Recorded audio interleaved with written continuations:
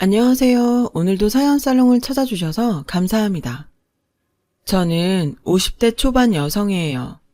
음식에 남부끄럽지 않게 정성을 다한다는 자부심을 가지고 어느 식당을 운영해 오다가 식당 주방장과 경영자에서 은퇴한 지금은 가족들과 함께 행복한 여생을 보내고 있죠.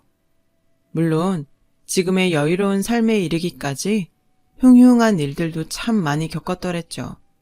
오늘은 그런 일들 중 저의 삶을 뿌리째 흔들어 놓으려 했었던 시어머니와의 일을 소개해 드릴까 해요.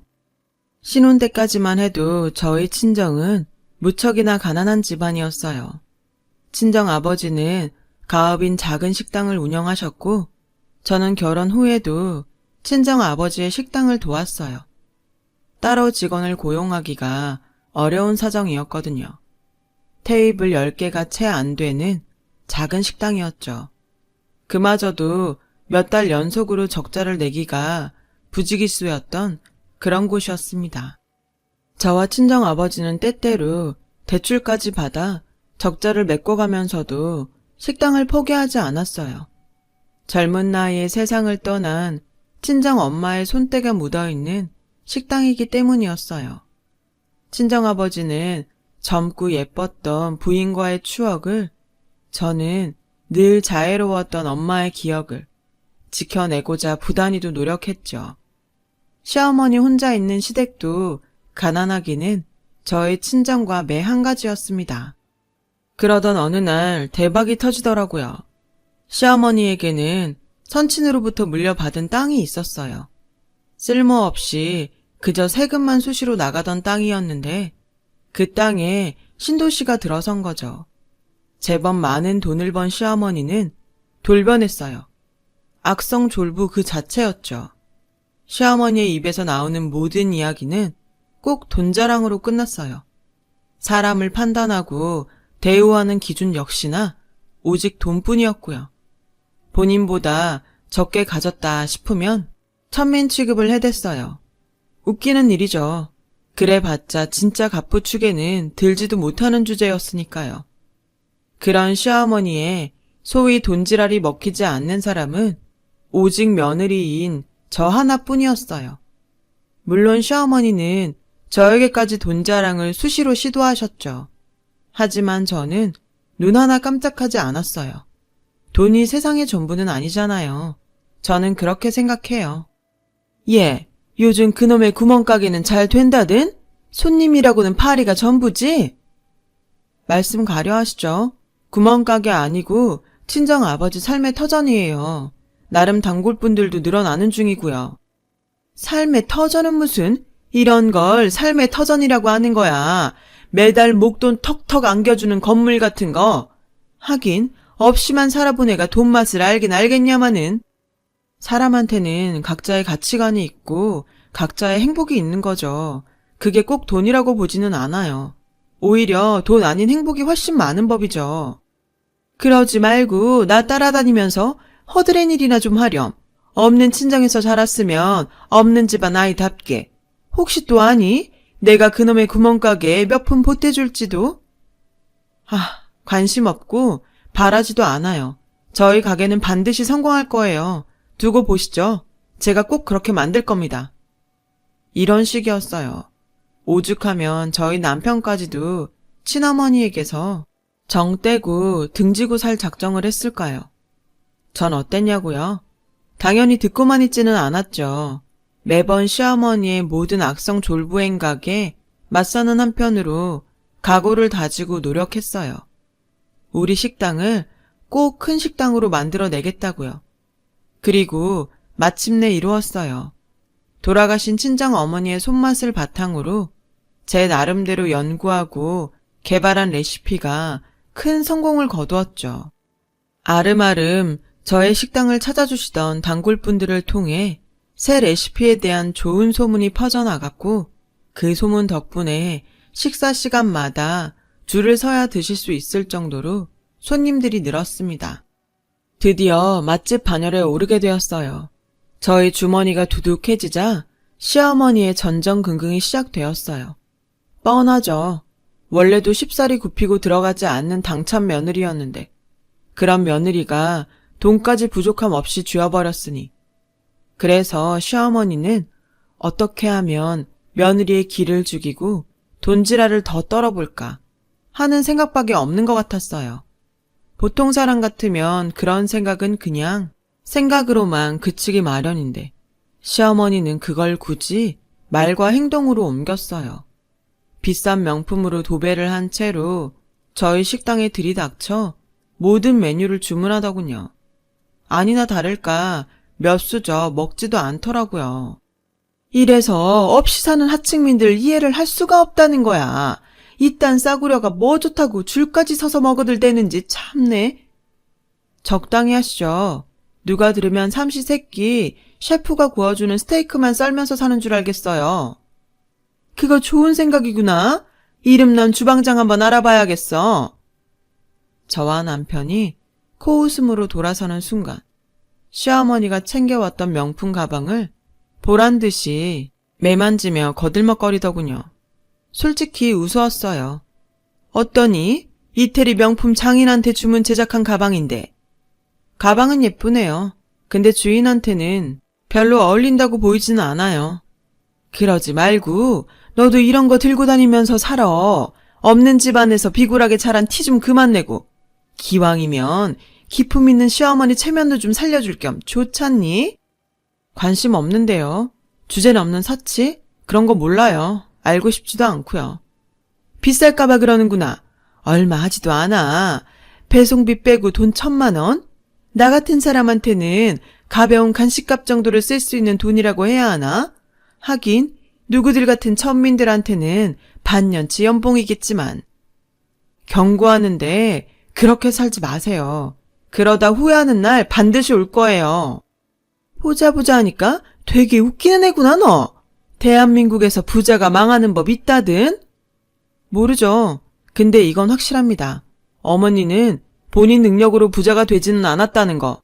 돈 무서운 줄 모르고 몹쓸 사치나 부리다가는 크게 망하고 후회하게 되는 날 있다는 거. 진심이었어요. 그리고 자신감이었습니다. 저는 제가 가진 능력으로 식당과 재산을 불려나갈 수 있지만 얼떨결에 졸부가 되어버린 시어머니가 허영과 사치를 버리지 못한다면 언젠가는 반드시 곳간이 텅 비어버릴 거라는 거. 이건 누가 봐도 그럴 수밖에 없는 일이었으니까요. 그런데 시어머니가 저의 경고를 엉뚱하게 받아들인 탓이었을까요? 아니면 시어머니 본인도 자신의 곳간이 텅 비게 되는 날이 올 수도 있다는 사실을 걱정하고 있었던 까닭이었을까요? 그것도 아니면 혹시 보다 더 많은 돈 욕심에 사로잡혀서였을까요? 지금도 이해가 되질 않지만 이유야 어찌 되었건 시어머니는 해서는 안 될 몹쓸 결심을 품고야 말았던 모양이에요. 저는 그런 심오의 결심을 식당에 새들어 있던 건물주의 귀띔을 듣고 난 다음에서야 알게 되었어요. 지금 무슨 말씀이세요? 가게를 빼줘야 될 것 같다니요. 보증금 올려드린 지 얼마나 됐다고요. 나도 이러고 싶지 않어.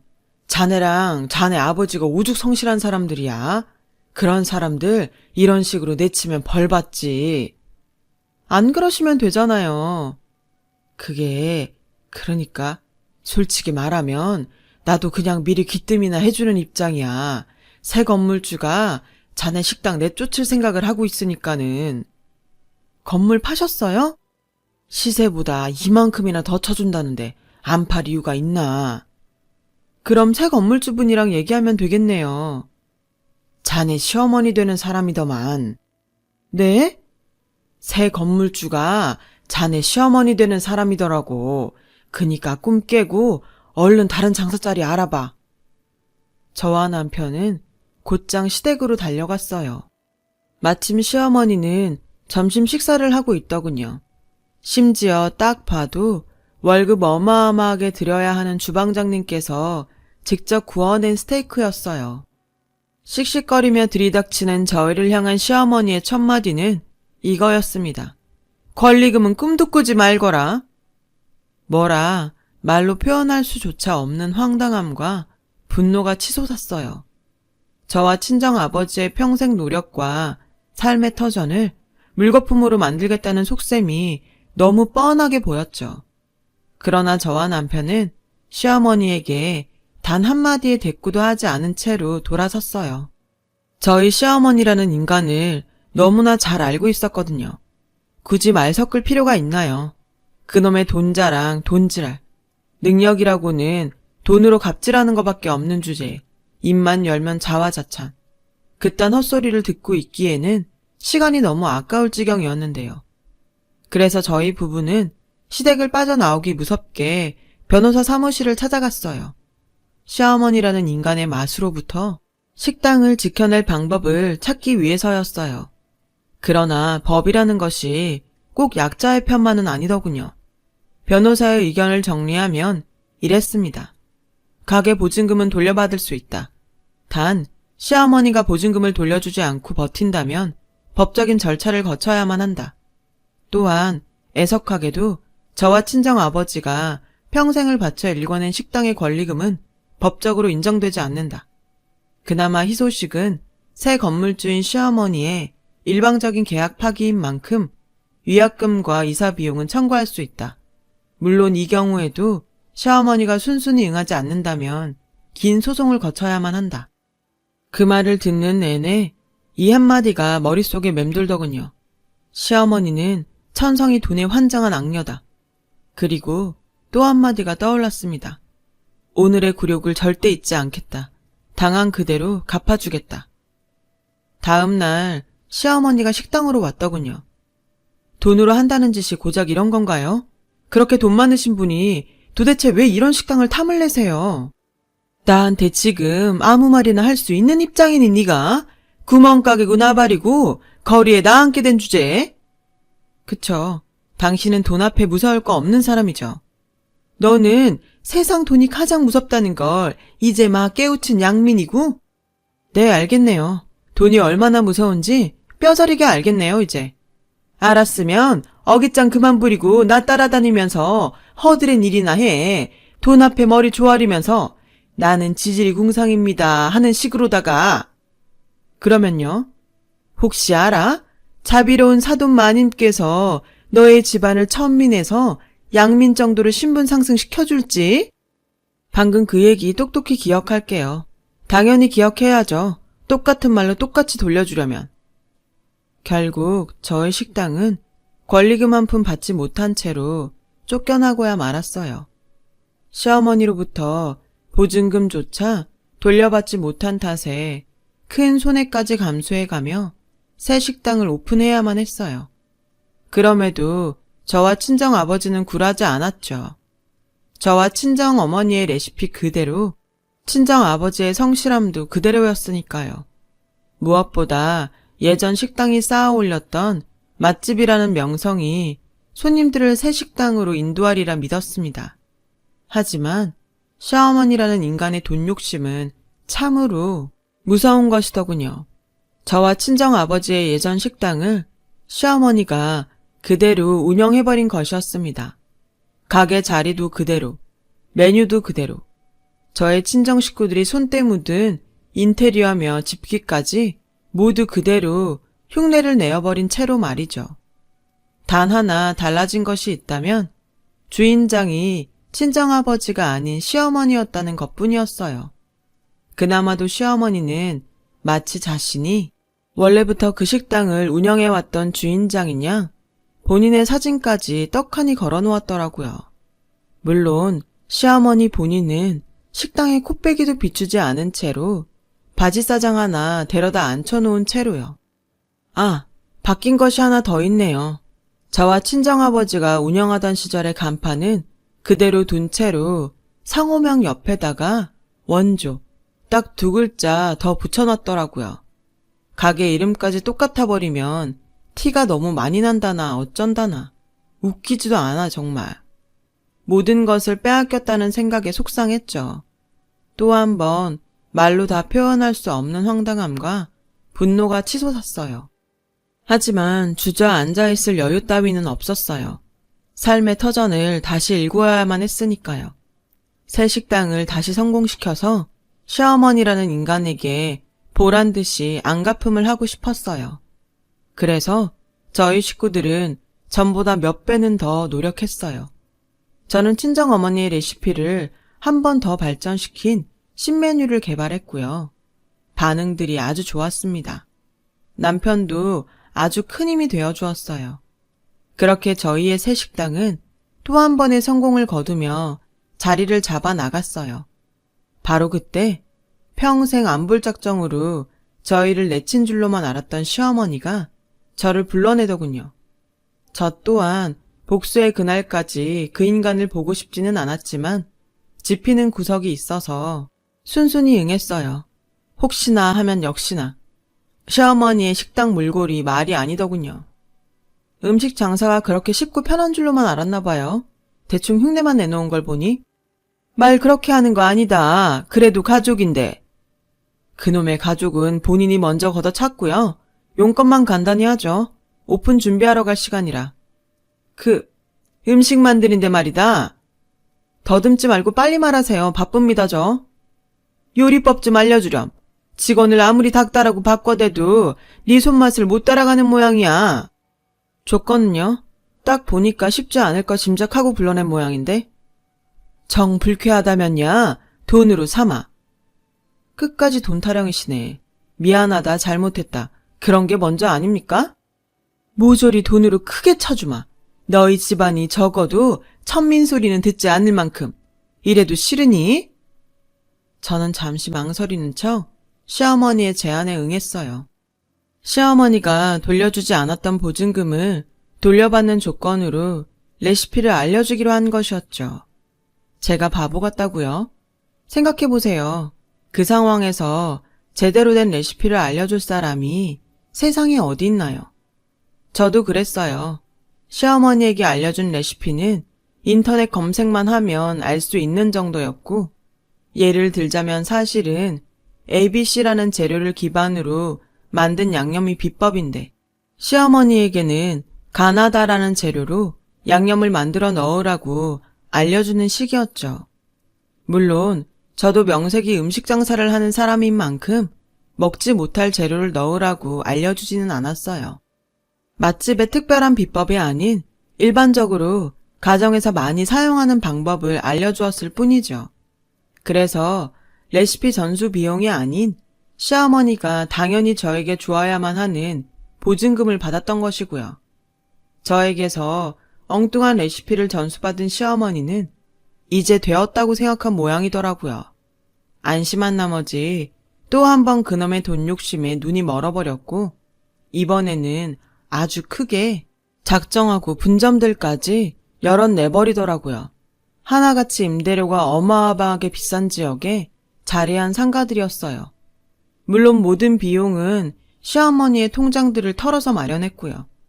다른 사람들의 자본을 끌어들이면 시어머니 본인의 지분이 적어지는 만큼 수익도 적어질 테니까요. 심지어 저렴했던 음식들 가격마저도 무지하게 많이 올렸다더라고요. 굳이 예를 들자면 7,000원이었던 오징어 볶음을 프리미엄이랍시고 15,000원을 받는다던가 하는 식이었어요. 그런 시어머니의 소식을 들은 저와 남편은 코웃음부터 쳤어요. 아니, 아무리 우리 엄마라지만 사람이 그렇게 미련하고 무능할 수가 있나? 내 말이 레시피를 전수받았으면 그 레시피의 반응이 어떤지 확인부터 하는 게 순서 아니냐고. 어떻게 다짜고짜 분점 낼 생각부터 해. 가격 올린 건 웃기지도 않을 지경이라니까. 냅두자. 본인 타고난 그릇이 그것밖에 안 되는 걸 뭐. 그래도 참 다행이구나 싶어. 나는 당신의 어머님 안 닮아서. 닮다니. 농담이라도 그런 말 하지 마. 우리 엄마 닮았다? 그거 욕이야. 저희 부부의 코웃음은 적중했어요. 시어머니가 통장들을 탈탈 털어 마련한 분점들이 파리만 날린 끝에 차례로 폐업하기 시작했거든요. 오래지 않아 저희 식구들이 운영하다가 시어머니에게 빼앗겼던 식당까지도 문을 닫게 되었어요. 시어머니 입장에서는 본점까지 망해버린 것이죠. 그 와중에도 시어머니는 무능하고 대책 없기는 마찬가지였어요. 식당이 망한 원인을 글쎄 싸구려 음식들만 먹고 살았던 천민들이 비싼 재료로 만든 음식 맛을 모르기 때문으로 돌리더라고요. 이쯤 되면 안 망하는 것이 이상할 지경이었죠. 어머님이 말한 값비싼 셰프님 하나만 있었어도 그런 꼴까지는 안 되었을 텐데 뭐에 홀린 건지 정말 보는 제가 다 안타깝더라고요. 그러는 사이 저희의 새 식당은 승승장구했고요. 시어머니의 가짜 식당에 속아 넘어갔던 단골분들도 돌아오셨고 이전 식당보다 훨씬 대기줄이 많아졌어요.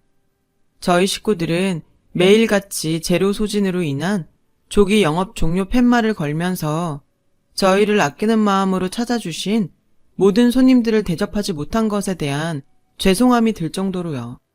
그래서 저는 친정 아버지와 남편에게 레시피와 조리법을 전수하는 한편으로 가게 확장에 대한 고민을 시작했어요. 저희 부부는 어느 건물이 경매에 나왔다는 소식을 듣게 되었어요. 그 경매에 참가하기 위해 길을 나섰고요. 그곳에는 시어머니가 먼저 도착해 있더군요. 그래, 벌기는 많이 벌은 모양이다. 양민 주제에 이런 데를 다 찾고. 그렇게 말할 수 있는 입장인가 싶네요. 분점이고 나발이고 거리에 나앉게 된 주제에. 이게 시어머니 앞에서 버르장머리 없이? 시어머니 아니게 된 지 한참 지났고요. 다른 사람한테는 안 되겠지만 당신한테는 이래도 됩니다.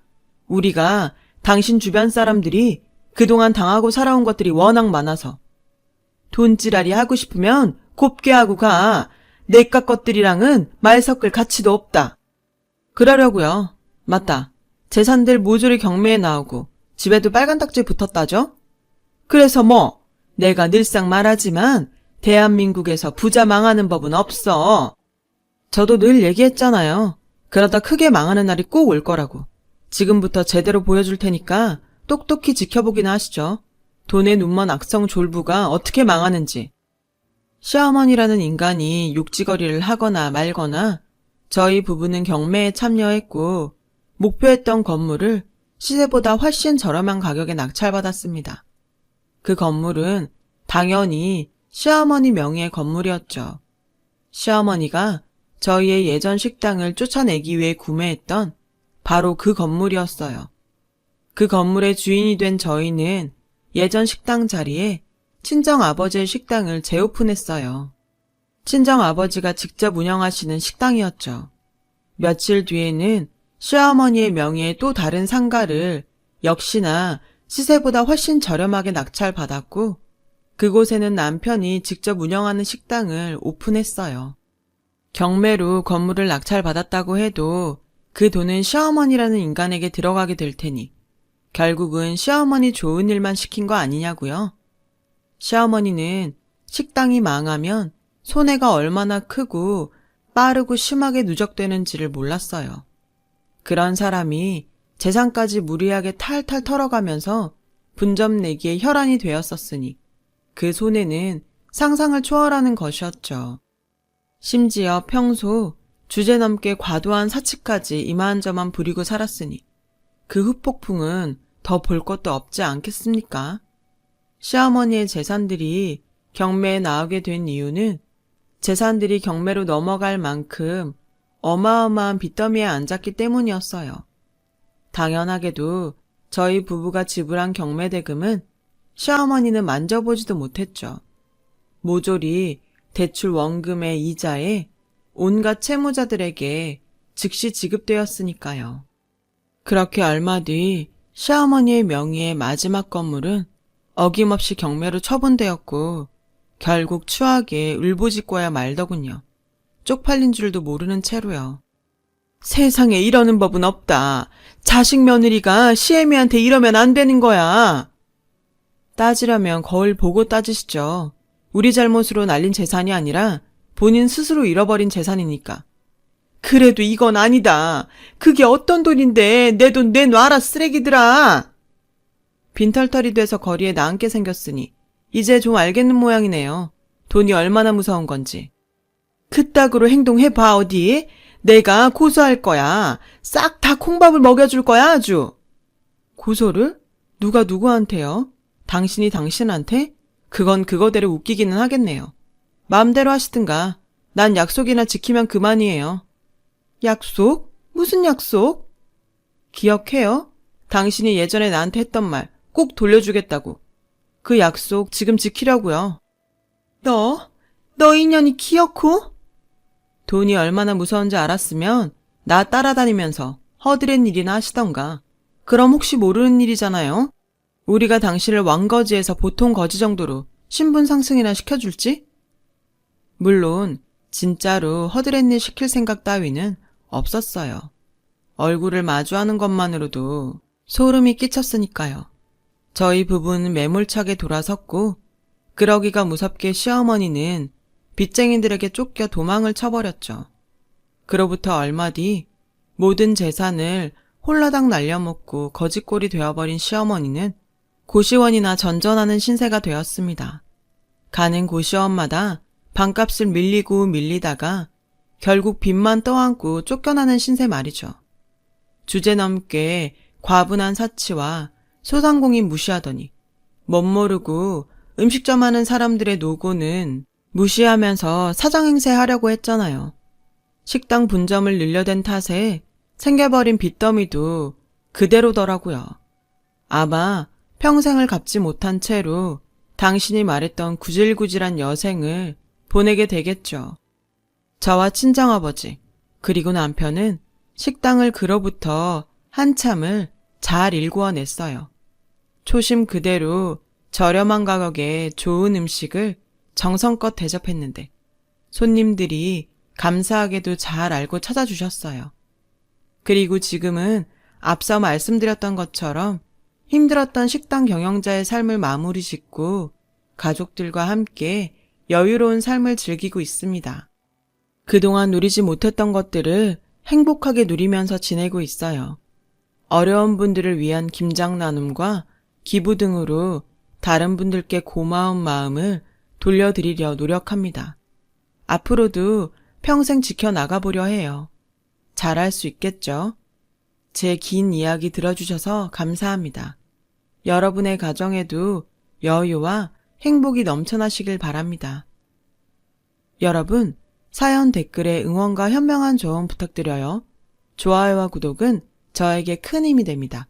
오늘도 좋은 일 가득하세요.